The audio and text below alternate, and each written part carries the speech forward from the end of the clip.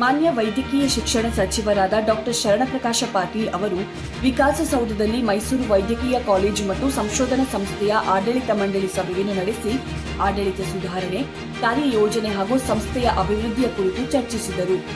ಈ ವೇಳೆ ವೈದ್ಯಕೀಯ ಶಿಕ್ಷಣ ಇಲಾಖೆಯ ಪ್ರಧಾನ ಕಾರ್ಯದರ್ಶಿ ಮೊಹಮ್ಮದ್ ಮೌಸಿನ್, ಹಣಕಾಸು ಕಾರ್ಯದರ್ಶಿ ಶ್ರೀ ಆರ್ ವಿಶಾಲ್, ಎಂಎಂಎಸ್ಸಿ ಮತ್ತು ಆರ್ಐ ನಿರ್ದೇಶಕಿ ಡಾಕ್ಟರ್ ದ್ರಾಕ್ಷಾಯಿಣಿ ಸೇರಿದಂತೆ ಮತ್ತಿತರರು ಉಪಸ್ಥಿತರಿದ್ದರು.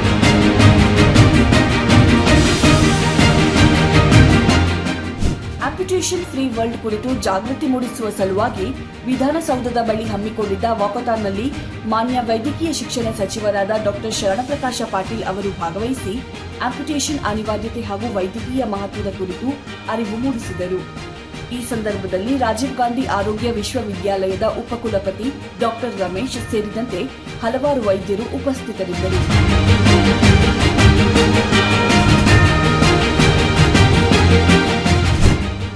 ವೈದ್ಯಕೀಯ ಶಿಕ್ಷಣ ಸಚಿವರಾದ ಡಾಕ್ಟರ್ ಶರಣಪ್ರಕಾಶ ಪಾಟೀಲ್ ಅವರು ನಗರದ ಶ್ರೀ ಅಟಲ್ ಬಿಹಾರಿ ವಾಜಪೇಯಿ ವೈದ್ಯಕೀಯ ಕಾಲೇಜು ಮತ್ತು ಸಂಶೋಧನಾ ಸಂಸ್ಥೆಗೆ ಭೇಟಿ ನೀಡಿ ಬೌರಿಂಗ್ ಮತ್ತು ಚರಕ ಆಸ್ಪತ್ರೆಯ ಪ್ರಗತಿ ಪರಿಶೀಲನೆ ನಡೆಸಿದರು.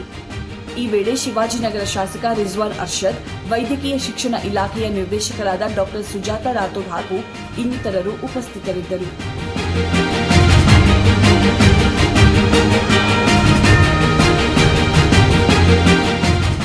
ಬೆಂಗಳೂರಿನ ವಿಕಾಸಸೌಧದಲ್ಲಿ ಮಾನ್ಯ ವೈದ್ಯಕೀಯ ಶಿಕ್ಷಣ ಸಚಿವರಾದ ಡಾಕ್ಟರ್ ಶರಣಪ್ರಕಾಶ ಪಾಟೀಲ್ ಅವರು ಇಲಾಖೆಯಡಿ ಬರುವ ಗ್ರೂಪ್ ಎನ 650 ಸಹಾಯಕ ಪ್ರಾಧ್ಯಾಪಕರು ಮತ್ತು 1200 ನರ್ಸ್ಗಳನ್ನು ಕರ್ನಾಟಕ ಪರೀಕ್ಷಾ ಪ್ರಾಧಿಕಾರ ಮೂಲಕ ನೇಮಕ ಮಾಡಿಕೊಳ್ಳುವ ವಿಚಾರವಾಗಿ ಅಧಿಕಾರಿಗಳೊಂದಿಗೆ ಸಭೆ ನಡೆಸಿದರು. ನೇಮಕಾತಿಯ ಸುಗಮ ಪ್ರಕ್ರಿಯೆಗಾಗಿ ಪರೀಕ್ಷೆಗಳನ್ನು ನಡೆಸಲು ಕೆಇಎಗೆ ಪಠ್ಯಕ್ರಮಕ್ಕಾಗಿ ತಜ್ಞರ ಸಮಿತಿಯನ್ನು ರಚಿಸುವಂತೆ ಸೂಚಿಸಿದರು.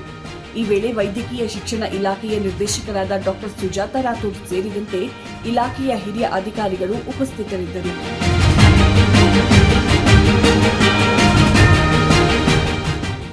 ವೈದ್ಯಕೀಯ ಶಿಕ್ಷಣ ಸಚಿವರಾದ ಡಾಕ್ಟರ್ ಶರಣಪ್ರಕಾಶ ಪಾಟೀಲ್ ಹಾಗೂ ಉನ್ನತ ಶಿಕ್ಷಣ ಸಚಿವರಾದ ಡಾಕ್ಟರ್ ಎಂಸಿ ಸುಧಾಕರ್ ಅವರ ಅಧ್ಯಕ್ಷತೆಯಲ್ಲಿ ವಿಕಾಸಸೌಧದಲ್ಲಿ ಚಿತ್ರದುರ್ಗ ವೈದ್ಯಕೀಯ ಕಾಲೇಜು ಮತ್ತು ಸಂಶೋಧನಾ ಸಂಸ್ಥೆಗೆ ತಾತ್ಕಾಲಿಕ ಕಟ್ಟಡ ನಿರ್ಮಾಣ ಮತ್ತು ಹೆಚ್ಚುವರಿ ಭೂಮಿ ನೀಡುವ ಕುರಿತು ಸಭೆ ನಡೆಯಿತು.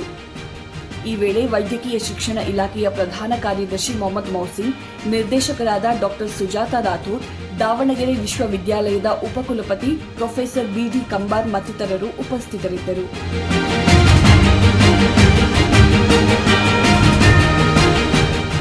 ಕಲಬುರಗಿಯಲ್ಲಿ ನಿರ್ಮಾಣ ಹಂತದಲ್ಲಿರುವ ಜಯದೇವ ಹೃದ್ರೋಗ ಆಸ್ಪತ್ರೆಗೆ ವೈದ್ಯಕೀಯ ಶಿಕ್ಷಣ ಸಚಿವರಾದ ಡಾಕ್ಟರ್ ಶರಣಪ್ರಕಾಶ ಪಾಟೀಲ್ ಅವರು ಭೇಟಿ ನೀಡಿ ಕಾಮಗಾರಿಯ ಪ್ರಗತಿ ಪರಿಶೀಲನೆ ನಡೆಸಿದರು.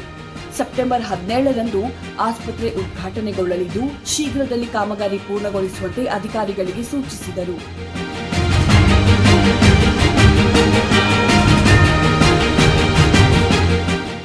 ಮಾನ್ಯ ವೈದ್ಯಕೀಯ ಶಿಕ್ಷಣ ಸಚಿವರಾದ ಡಾಕ್ಟರ್ ಶರಣಪ್ರಕಾಶ ಪಾಟೀಲ್ ಅವರು ಕಲಬುರಗಿ ವೈದ್ಯಕೀಯ ವಿಜ್ಞಾನ ಸಂಸ್ಥೆಗೆ ಭೇಟಿ ನೀಡಿ ಆಸ್ಪತ್ರೆ ವಾರ್ಡ್ನ ಸ್ಥಿತಿಗತಿ ಹಾಗೂ ಕಟ್ಟಡವನ್ನು ಪರೀಕ್ಷಿಸಿದರು.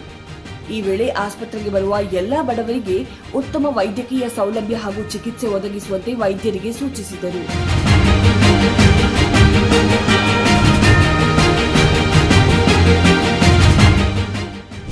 ರಾಜ್ಯದಲ್ಲಿ ಎಂಪಾಕ್ಸ್ ತಡೆಗಟ್ಟಲು ಕೈಗೊಳ್ಳಬೇಕಾದ ಅಗತ್ಯ ಕ್ರಮಗಳ ಕುರಿತು ವೈದ್ಯಕೀಯ ಶಿಕ್ಷಣ ಸಚಿವರಾದ ಡಾಕ್ಟರ್ ಶರಣಪ್ರಕಾಶ ಪಾಟೀಲ್ ಅವರು ಇಲಾಖೆಯ ಅಧಿಕಾರಿಗಳೊಂದಿಗೆ ಸಭೆ ನಡೆಸಿ ಸೂಕ್ತ ನಿರ್ದೇಶನ ನೀಡಿದರು. ಮಂಕಿಪಾಕ್ಸ್ ಪ್ರಕರಣಗಳು ರಾಜ್ಯದಲ್ಲಿ ಕಂಡುಬಂದಲ್ಲಿ ವಿಕ್ಟೋರಿಯಾ ಆಸ್ಪತ್ರೆಯಲ್ಲಿ ಉಚಿತ ತಪಾಸಣೆ ನಡೆಸಲಾಗುವುದು ಹಾಗೂ ಸದ್ಯಕ್ಕೆ 50 ಹಾಸಿಗೆಯ 5 ಐಸಿಯು ವ್ಯವಸ್ಥೆ ಮಾಡಲಾಗಿದೆ. ಈ ನಿಟ್ಟಿನಲ್ಲಿ ಯಾರೂ ಆತಂಕ ಪಡುವ ಅಗತ್ಯವಿಲ್ಲವೆಂದು ತಿಳಿಸಿದರು.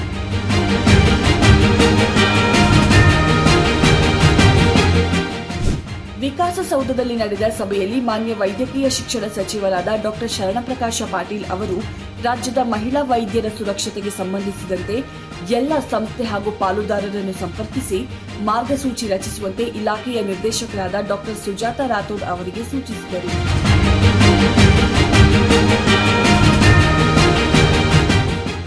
ಮಾನ್ಯ ವೈದ್ಯಕೀಯ ಶಿಕ್ಷಣ ಸಚಿವರಾದ ಡಾಕ್ಟರ್ ಶರಣಪ್ರಕಾಶ ಪಾಟೀಲ್ ಅವರು ಬಿಎಂಸಿ ಅಂಡ್ ಆರ್ಐ ಸಭಾಂಗಣದಲ್ಲಿ ವೈದ್ಯಕೀಯ ವಿಜ್ಞಾನ ಸಂಸ್ಥೆಗಳ ವಿದ್ಯಾರ್ಥಿಗಳು ಹಾಗೂ ವೈದ್ಯರೊಂದಿಗೆ ಸಂವಾದ ನಡೆಸಿ ಎಲ್ಲಾ ವೈದ್ಯಕೀಯ ಕಾಲೇಜು, ಸೂಪರ್ ಸ್ಪೆಷಾಲಿಟಿ ಆಸ್ಪತ್ರೆ, ಮಹಿಳಾ ವಸತಿ ನಿಲಯಗಳಲ್ಲಿ ಸುರಕ್ಷತಾ ಕ್ರಮಗಳನ್ನು ಜಾರಿಗೊಳಿಸುವುದಾಗಿ ತಿಳಿಸಿದರು.